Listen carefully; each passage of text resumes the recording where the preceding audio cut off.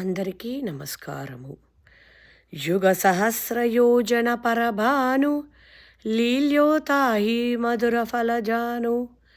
దీనికి అర్థము 2000 ఆమడుల దూరమునున్న సూర్యుని మధుర ఫలముగా భావించి లీలగా గ్రహించితివి. ప్రభు ముద్రికా మేలిముఖి మాహి జలదిలాంగి గయో అచరజనాహి.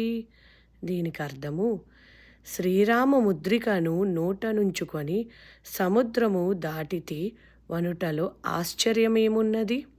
దుర్గమ కాజ జగతికే జేతే సుగమ అనుగ్రహతుం వారేతే. అంటే దీని అర్థము జగమునందు కష్టమగు కార్యమేది కలదో అది నీ అనుగ్రహమున సుగమము కాగలదు. రామదు ఆరే తుమ రకవారే హో తన ఆజ్ఞా బినుపై సారే.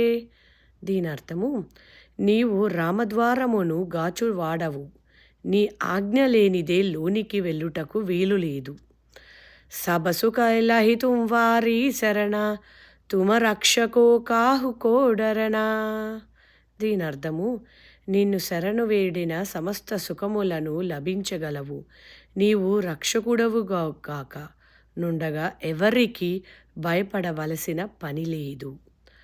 ఆపన తేజ సంవారో ఆపై తీనో లోకహాంకతే కాంపై. దీని అర్థము నీ తేజమును సంభాళించు కొనువాడవు నీవే, ఒక్క కేక వేసిన 3 లోకములు వణికిపోవును. భూత పిశాచ నికట నహి ఆవై మహావీర జపనామ సునావై. దీని అర్థము మహావీర నీ నామమును విన్నచో భూత ప్రేత పిశాచములు దగ్గరకు రాజాలవు. నాసై రోగహరై సబపీరా జపత నిరంతర హనుమత వీరా. అంటే దీని అర్థము నిరంతరము వీర హనుమానుని జపించినచో సమస్త రోగములు సమస్త పీడలు తొలుగును. శంకట సే హనుమాన చుడావై మన క్రమవచన ధ్యాన జోలావై. అంటే దీని అర్థము మనోవాక్కాయములచే ఎవడు హనుమంతుని ధ్యానించును వాని అతడు సమస్త సంకటముల నుండి బయటపడవేయును.